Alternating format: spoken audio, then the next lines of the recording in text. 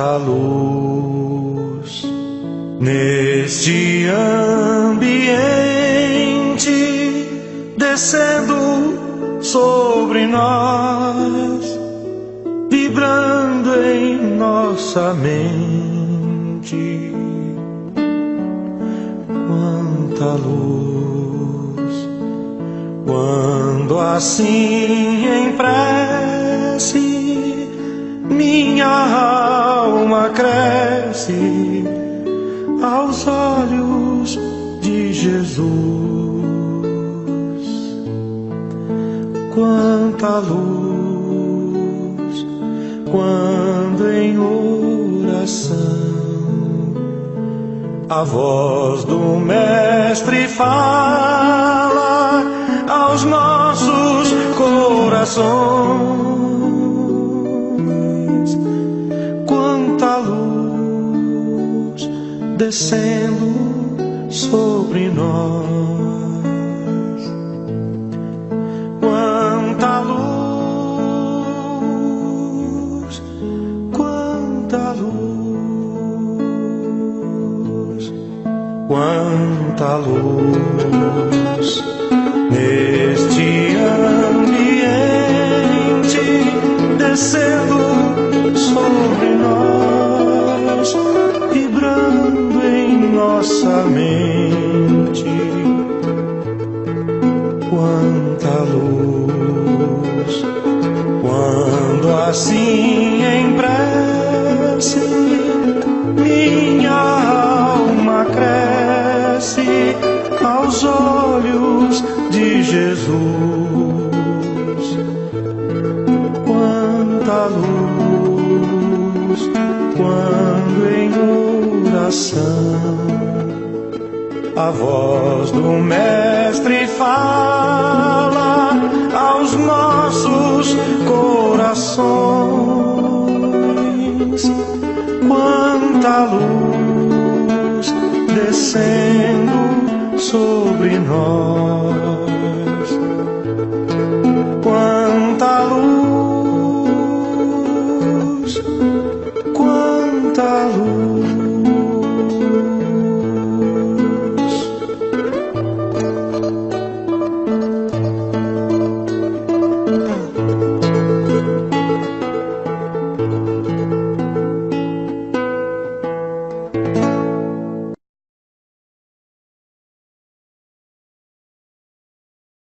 Que a paz de Jesus esteja conosco, que possamos unir nossos sentimentos e pensamentos, confiantes na presença amiga dos Espíritos, trabalhadores da seara de Jesus, confiantes na presença do Mestre, médico das almas. Vamos nos preparar para ouvirmos as lições do Evangelho,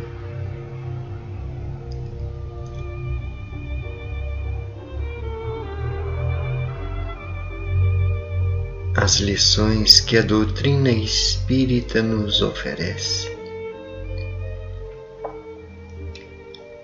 E vamos já deixar preparado uma vasilha com água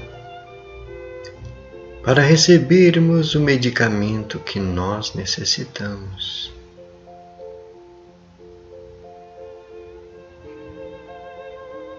Elevemos nossas vibrações a Deus, nosso Criador.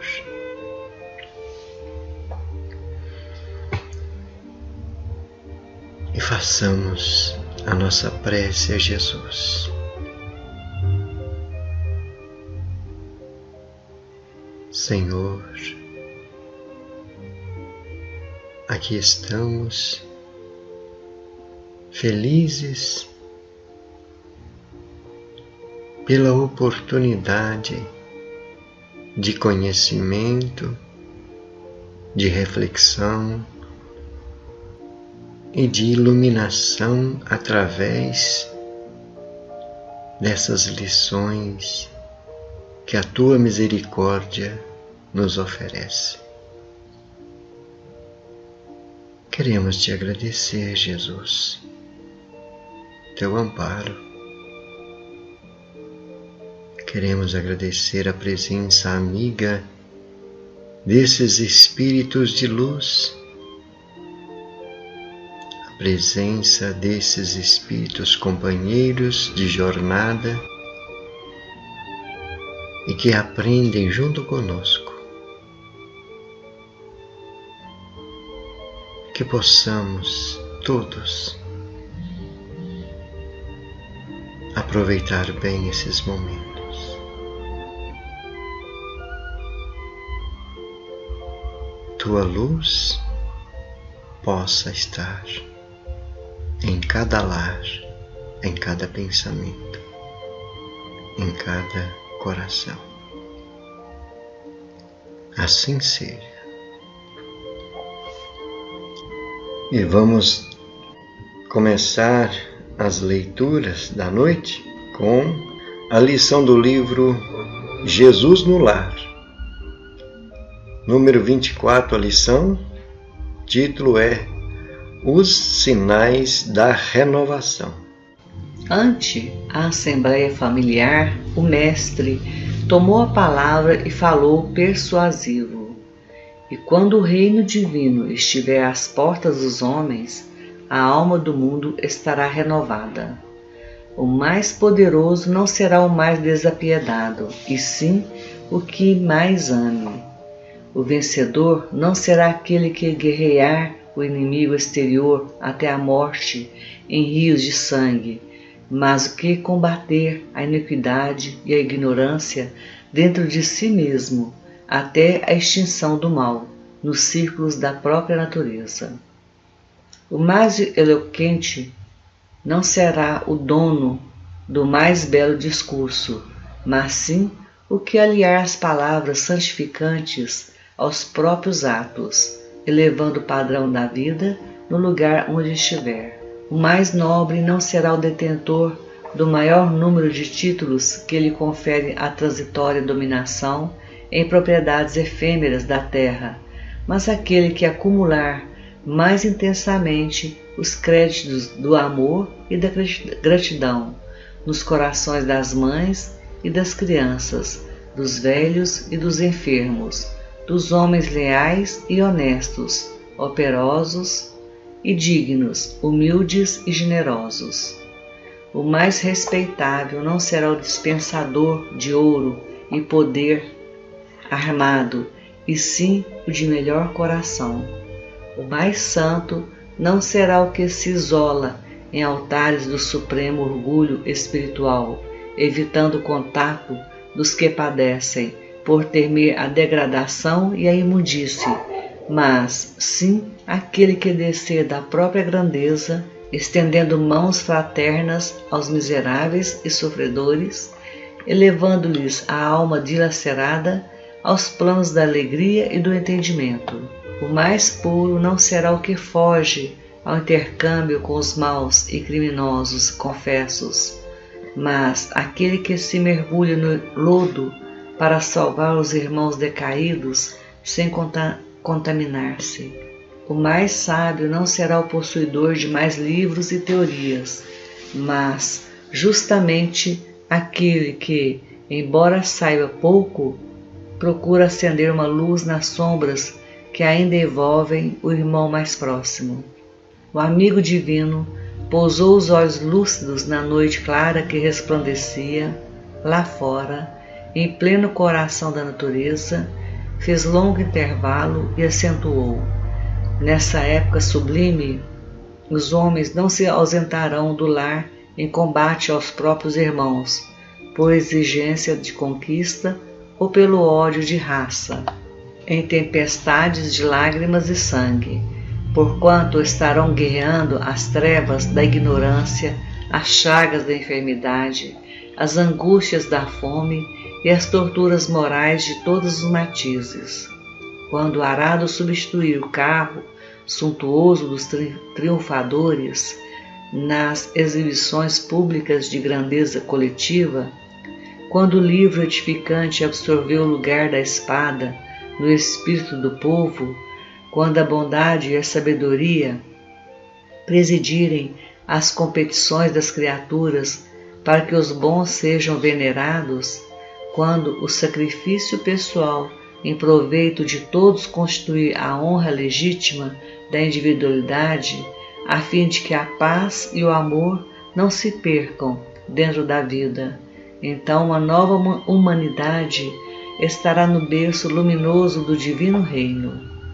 Nesse ponto, a palavra doce e soberana fez branda pausa e, lá fora, na tepidez da noite suave, as estrelas fulgentes a cintilarem no alto, pareceu saudar essa era distante.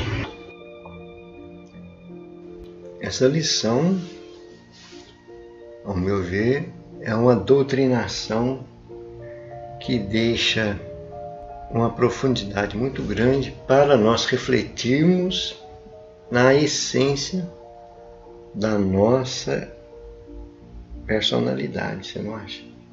Trabalhar o interior íntimo. Trabalhar o nosso interior. Tudo que Jesus está dizendo aí é o que está no Evangelho, mas convidando a gente a mergulhar no nosso mundo interior ou no nosso universo, porque nós somos realmente um universo espiritual que nós ainda não conhecemos precisamente. Nós começamos a nos conhecer no momento em que nós paramos para ouvir uma lição assim, que é tudo que nós precisamos para ser feliz. Uma lição dessa aqui traz grandes luzes para o nosso interior. A gente vê, são realmente os sinais da renovação. Quando a humanidade começar a perceber isso aí e agir dessa forma aí, é o que Jesus está dizendo aí. Então uma nova humanidade estará no berço luminoso do divino reino. É uma coisa maravilhosa quando a gente começa a refletir isso aí. A humanidade toda, mas para chegar até a humanidade toda, nós temos que começar de nós. Se eu ficar esperando os outros se transformarem, para depois eu me transformar, será que nós vamos chegar lá? Não. Então nós temos que começar agora, né? Isso. Cada um de nós fazer da nossa parte, né? Maravilhosa essa lição. Esse finalzinho é lindo também, né? Pode ler. Fala que nesse ponto a palavra doce e soberana fez branda pausa, e lá fora, na tepidez da noite suave, as estrelas fulgentes a cintilarem no alto pareciam saudar essa era distante. É muito poético, mas é o que as leis perfeitas que Deus deixou para nós aí já estão lá providenciando isso aí, né? É, as estrelas já estão saudando essa era distante. Para nós que ainda não temos uma visão tão ampla, nós só enxergamos um pouquinho, mas aqueles que estão lá nas estrelas fulgurantes já conhecem, né? O futuro da raça, né? O futuro da humanidade. Maravilhoso. Vamos para o Evangelho? Evangelho segundo o Espiritismo, capítulo 8, Pecado por pensamentos, adultério. Passagem dos escritos de Mateus, capítulo 5, versículos 27 e 28. Aprendestes que foi dito aos antigos: não cometereis adultério. Eu, porém, vos digo que aquele que houver olhado uma mulher com mau desejo para com ela, já em seu coração cometeu adultério com ela. Comentário de Allan Kardec no item 6. A palavra adultério não deve absolutamente ser entendida aqui no sentido exclusivo da acepção que lhe é própria, porém num sentido mais geral. Muitas vezes, Jesus a empregou por extensão para designar o mal, o pecado, todo e qualquer pensamento mau, como por exemplo nesta passagem. Porquanto, se alguém se envergonhar de mim e das minhas palavras, dentre esta raça adúltera e pecadora, o Filho do Homem também se envergonhará dele, quando vier acompanhado dos santos anjos na glória de seu Pai. Marcos capítulo 8, versículo 38. A verdadeira pureza não está somente nos atos, está também no pensamento, porquanto aquele que tem puro o coração nem sequer pensa no mal. Foi o que Jesus quis dizer. Ele condena o pecado mesmo em pensamento, porque é sinal de impureza. Esse princípio suscita naturalmente a seguinte questão: sofrem-se as consequências de um pensamento mau, embora nenhum efeito produza? Cumpre aqui se faça uma importante distinção. À medida que avança na vida espiritual, a alma que enveredou pelo mau caminho se esclarece e despoja pouco a pouco de suas imperfeições, conforme a maior ou menor boa vontade que demonstre em virtude do seu livre-arbítrio. Todo pensamento mau resulta, pois, da imperfeição da alma.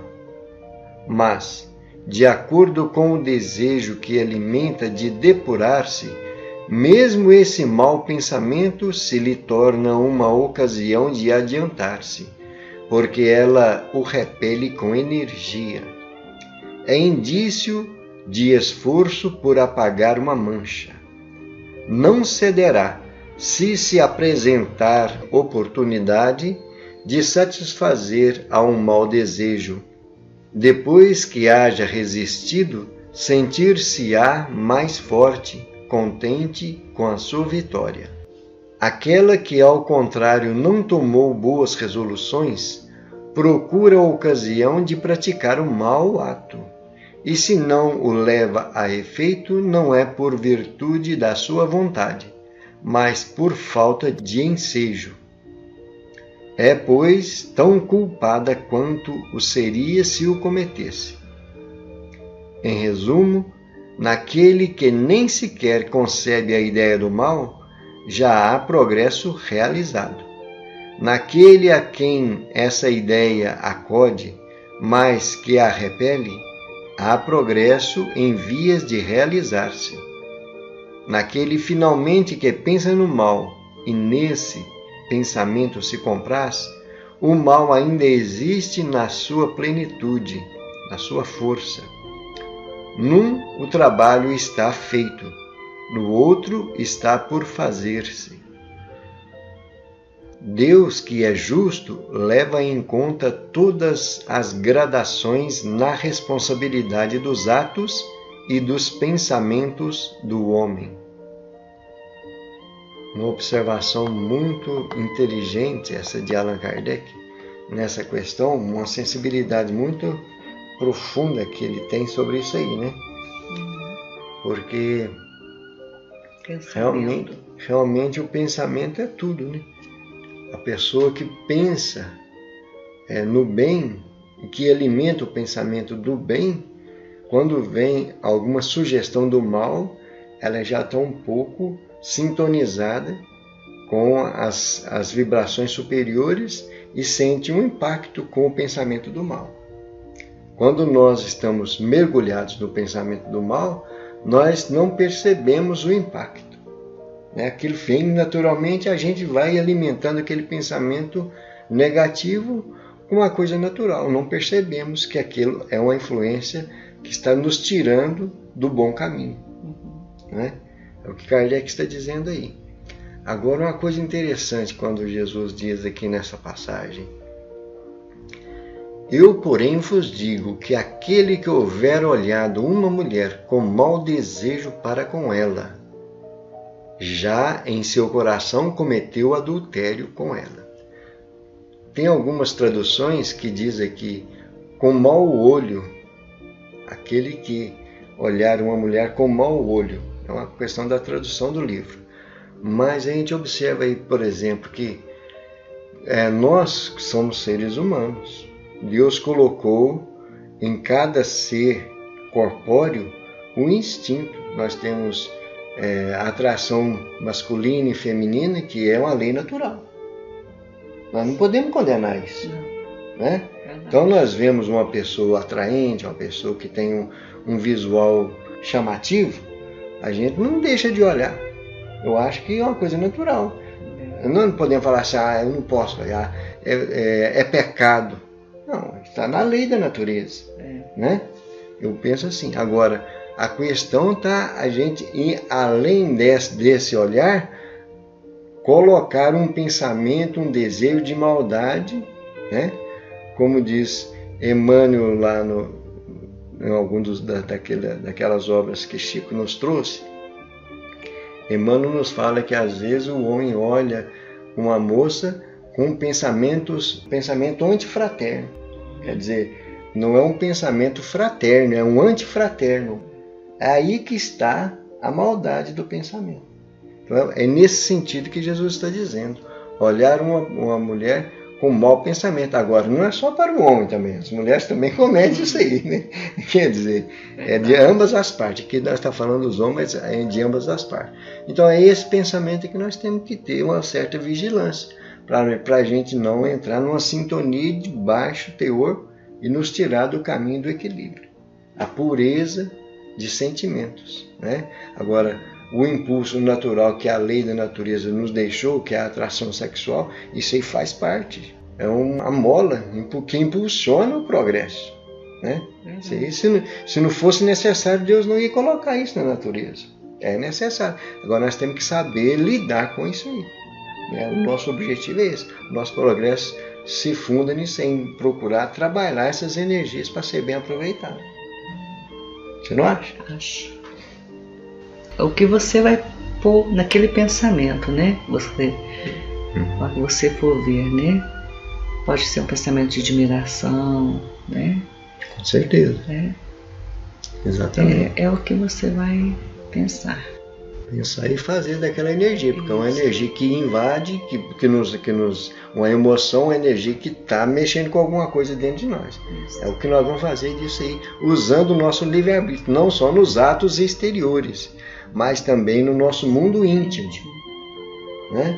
Porque Deus não fazer nada exteriormente não quer dizer, o Kardec está dizendo para nós aqui, não quer dizer que eu seja bom, mas o que eu estou fazendo no meu mundo íntimo, no meu interior, que só a minha consciência e Deus é que sabe. Pensamento é vida, né? É isso aí. Vamos para as vibrações? Vamos então buscar a nossa elevação, a nossa sintonia com a espiritualidade maior, em busca da exteriorização das nossas energias mais puras, as nossas energias mais salutares que trazemos conosco, visto que o momento de reflexão, de aprendizado das leituras movimentaram essas energias que nós trazemos no nosso mundo íntimo e nos ajuda a nos colocar em alinhamento com o nosso progresso espiritual e moral. Assim sendo, Vamos aproveitar esses momentos para oferecer um pensamento, uma energia benéfica a todos os sofredores em que a espiritualidade maior poderão trabalhar manipulando essas energias, associando com os seus fluidos puros e curadores. Senhor, nesses momentos, o nosso desejo é de beneficiar aqueles irmãos que se sentem desconfortados, que se sentem desamparados, irmãos que se sentem em dores morais, em dores físicas, carentes de um conforto, de uma esperança, de um alívio para seus males. A espiritualidade maior está o tempo todo em socorro desses irmãos, mas nem todos estão preparados, aptos a receber essa assistência. Por isso, Senhor Jesus, queremos que essas nossas energias possam favorecer o trabalho dos espíritos de luz, as falanges curadoras e as falanges socorristas, no resgate a esses irmãos desencarnados, esses que se sentem desesperados.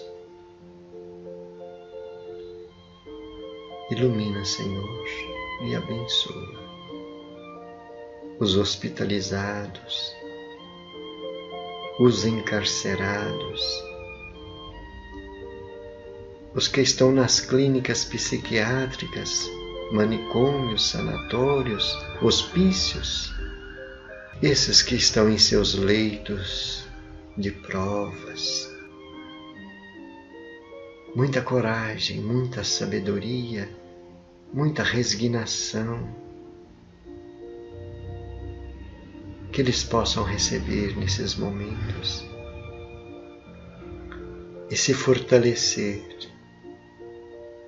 nesta estrada evolutiva, Senhor.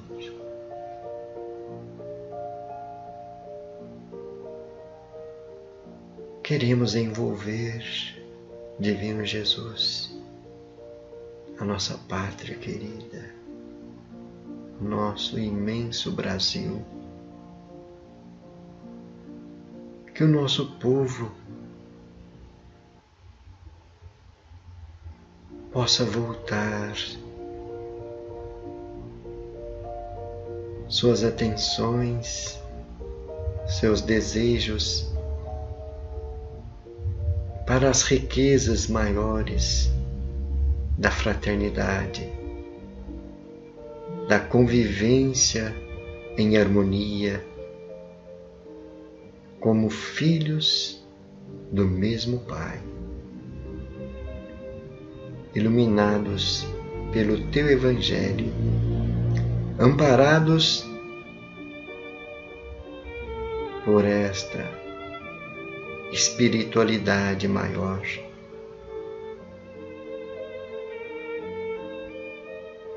Sob a direção de Ismael e dessas falanges trabalhadoras da seara do bem, do amor e da caridade. Senhor, queremos envolver as nossas famílias, os nossos lares, nossos entes queridos, estejam eles encarnados ou desencarnados, nossos antepassados, aqueles com quem nós tivemos a oportunidade de conviver e outros que ainda nem chegamos a ter o contato na presente existência, mas que vêm favorecendo a nossa evolução de outras reencarnações. Ilumina e abençoa as constelações familiares que nós fazemos parte, Senhor. Ensina-nos a buscar a prioridade da evolução pelo amor e pela paz.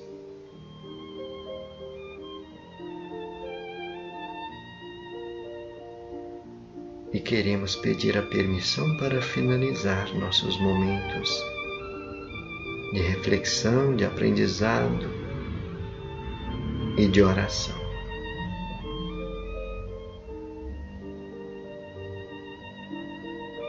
E assim agradecemos a Deus, nosso Pai amantíssimo, a Jesus, médico das almas, e a esses espíritos missionários da luz. Glória a Deus nas alturas, paz na terra. Homens e mulheres de boa vontade. Graças a Deus e louvado seja Deus.